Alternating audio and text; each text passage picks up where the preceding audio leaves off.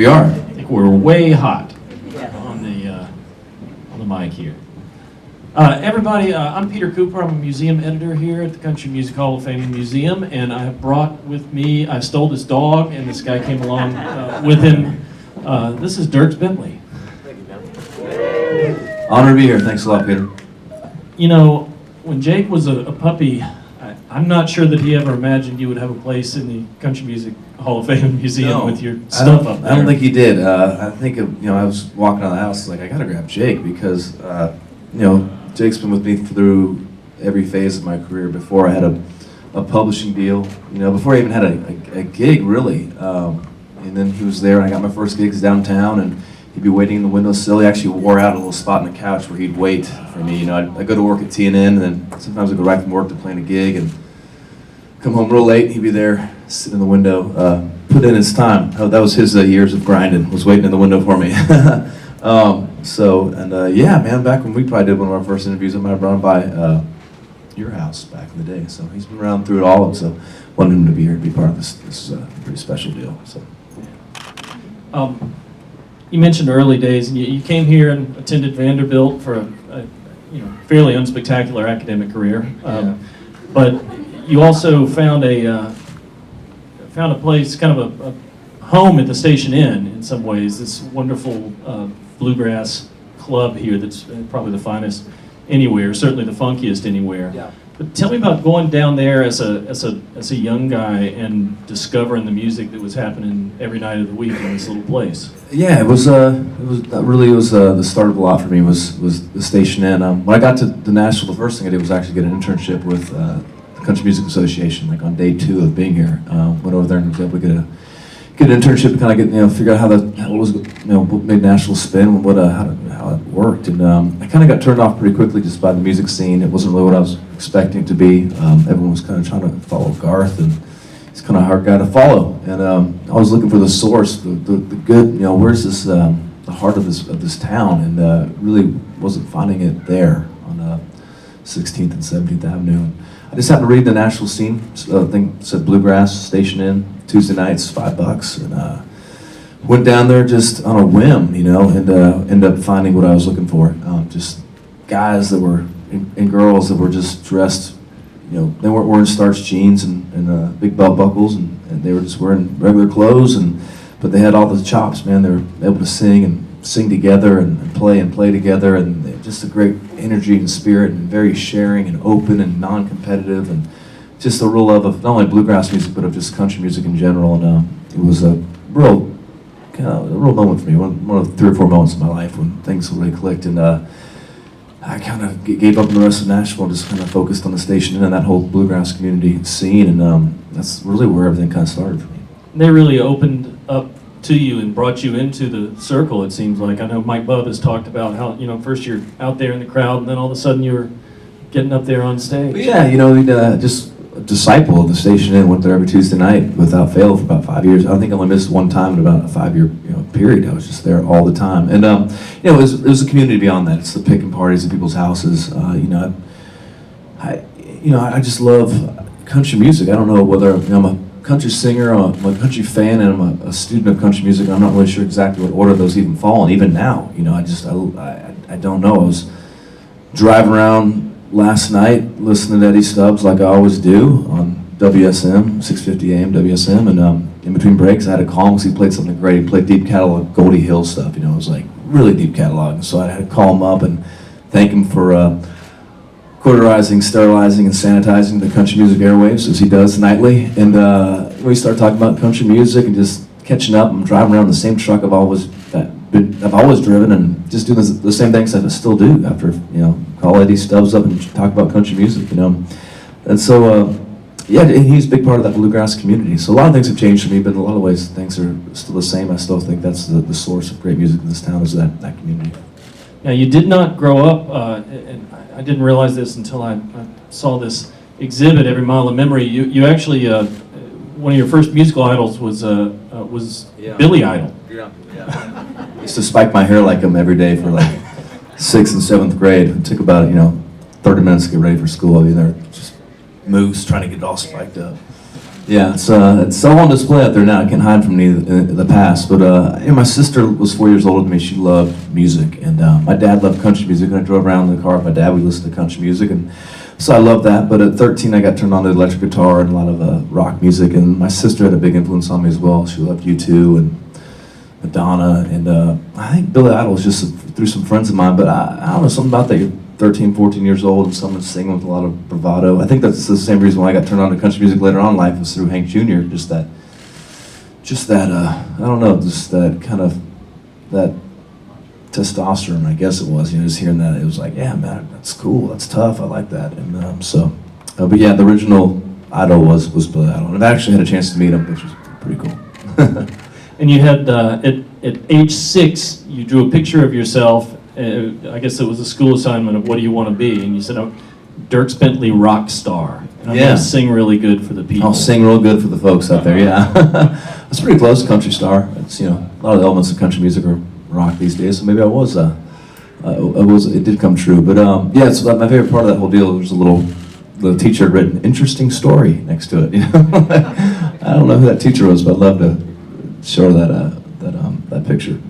This is it strange for you to see these things that had been, a lot of them in boxes probably in your office, and now they're kind of elevated? What, you just walked through there with your family. Yeah, it's you're 8 steps away from Bill Monroe's mandolin. Yeah, it's yeah, that's crazy.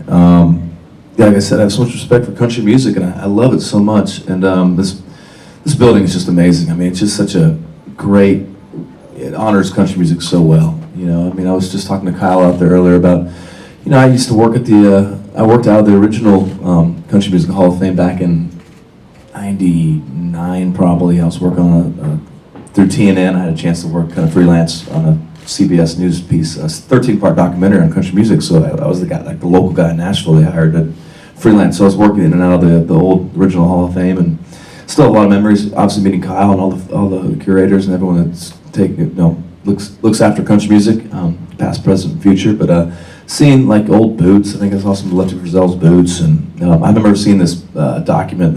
It was an application for a job that Trisha Yearwood had filled out, trying to be an intern at the Country Music Hall of Fame, and she said her goal was to be an entertainer. Just a lot of memories of the Hall of Fame from back then, and then to be here now. And this building is just it's so modern and contemporary and current, and it's just really, it's cool, and that's what we all think country music is. So I'm pretty honored to be here, and it's hard to think about Monroe's mandolin being I should be at least in a different building, but I know it's temporary, so he can rest assured that I'll be moving on fairly soon. That ain't no part of nothing. Nah, it's powerful stuff. So, this is a contemporary museum, and we're here to represent the entirety of country music, from its inception to its present day. And I think what this exhibit is doing is solidifying your part in that story. Is there something surreal about that to you? Or are you like, what took you guys so long? No. It's, so many things have changed and so many things haven't changed. So it's like I said, I'm still, Jake is here, and it's a lot of things. It's like a lot of things haven't changed, but so much has changed in my life, and I'm so appreciative it's all happened now. I've kind of had a second wind kind of started after I made the Up on the Ridge record, and my career has really been probably the best it's ever been, and I'm so thankful it's all happening now, especially with my wife's here, my daughter Jordan. She's probably hanging out playing some interactive stuff over there. She's pretty excited about getting access to an iPad. Doesn't happen at the house, but for them to be able to be part of this, and my oldest daughter's got a theater thing today, so she doesn't even know this is happening. In her world, it's all about her Seussical the musical play, so this doesn't even exist. But for Jordan, she'll remember this moment. But it's totally surreal. I mean, I understand I'm not in the Hall of Fame, but I am in the Hall of Fame, and it's hard to process. I've been trying to think about this the last couple months, and as folks came by to grab some stuff out of the house, I'm trying to figure out what's going to go in here, and I haven't really thought about myself. I didn't use country music as a vehicle to become a star. I'm a star because of my passion for country music, and I've never thought about these things. I've never pictured myself having a display at the Country Music Hall of Fame. save stuff thinking this is going to be, needs to be saved for this and that. I mean, there's so much I've lost over the years, but it's really taken being here now to actually really grasp, you know, this whole thing. 'Cause it's just hard to comprehend. I mean, it's the Country Music Hall of Fame, and to have anything, even be part of this in any small way is amazing. If y'all have some questions, I lost Jake, so wherever he went. Let's take them and Can't hear anything. if you'll say who you are, and I'll kind of restate the question to Dirk so everybody can hear what's going on. Yes. Hi, I'm Becca with Envision. Hi. I just wonder, are you good at savoring the moment and keeping all these memories and not letting everything go by in a blur, or does it take something like this to sort of stop you in your tracks and bring you back to some of these memories and realize, gosh, so much? Yeah, no, I'm so much better at it now than I used to be. I mean, before it's such a blur. I mean, some of those early years, like, you know, 2003 to, you know, Cass, when the we got married, you know, in 2005, and it's just a lot of that just happens there's so much happening, and I think now I really take the time to really appreciate, really try to be present where I am. I'm really good at being in the moment. Beyond that, I'm not very good, but this is something I definitely take in and savor. And that's the thing about Nashville. You have to savor the good moments because there's always a disappointment, you know, around the corner. So when something like this happens, yeah, it's like I kind of savor like a good shot of tequila slowly. I don't get too excited and all crazy. I just kind of slowly think about it and sip on it. It's something I'll be thinking about for a long time, and it's a really big honor. You should treat it more like a beer bong, Dirk. So That's what it used to be. It used to be like a big Jaeger shot.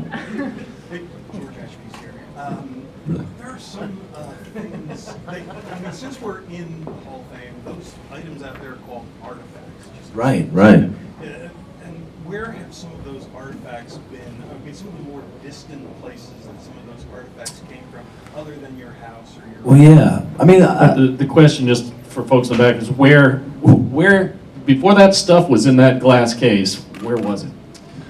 well, I'll tell you something funny that happened. So I went out I had a house over in East Nashville.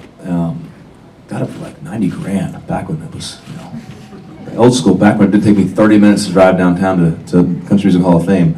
But I had a house over there. I was living with somebody, and I went on the road to do the radio tour, and the radio tour turned into the rest of my life, right? So I sold that house on the road, and I had some friends pack all that stuff up and put it in a storage facility out at Hermitage, and that stuff has been sitting there for over 12 years, and just got it all out this year, and been going through it all, and I mean, it's been, a lot of that stuff's been just sitting back there, and some of that's over there. I guess the most interesting artifact is the guitar. I got that when it was fairly new. I was living with my booking agent at the time who wasn't a booking agent, and my business manager at the time who wasn't a business manager. We were all living in a house in 1998 over in Woodmont that had no air conditioning. It was the hottest summer of my life, but that's saying a lot coming from Arizona. But I love that guitar, Fielding Logan. That was his guitar. I think he's Eric Church's day-to-day manager, and we were all friends back then. We were all had a love of bluegrass. It all revolves around the Station Inn, and he sold that guitar to me for I think it was $1,200, and it was, you know, it's been with me everywhere. It's got a lot of autographs around the outside of it from the top country people I look up to, from Merle Haggard, George Strait, George Jones, and Garth Brooks. And then on the bottom, I got all the bluegrassers, guys like Tim O'Brien and Sam Bush and Tony Rice, and then Pearl Jam, Mike McCready's over here. I got the Rock Eyed Sheryl Crow. I got kind of spots for everybody. Del McCurry's right towards the neck. He's like the prime spot. But so that's probably the most interesting artifact to me. It's been in the UK. It's been in Japan, Norway. It's been traveled a lot. So I can't believe you're letting us have that. I know. I was in the studio today doing something on the radio. I didn't have my guitar. It was a weird feeling, but it's in a good spot. It's pretty. We'll take care of it, and yeah. we're going to let you pull it out of the case when you come here. Yes, next week. to play It's some going to be amazing as well. But it's a beautiful guitar. Check that out. Yes. There's a really early picture of you and Cassidy in there. Was it important to you to include her? Oh yeah. The picture of us in 8th grade. Yeah, that's pretty awesome. We met in 8th grade back in Arizona, and yeah, it's a pretty crazy story of just going back and forth in the right time or the wrong time, or the right place, wrong time, all that stuff. And finally, I was playing a show in Las Vegas and opening for George Strait, and she walked on the bus, and kind of knew that was the moment. And I ended that tour in Las Vegas playing the House of Blues, and we ran off to Mexico 3 days later, got married, and so yeah, that's it's probably one of the things I'm most grateful for is some of the success coming later as it has, because it's really, it's really nice to share it with somebody. I mean, when it starts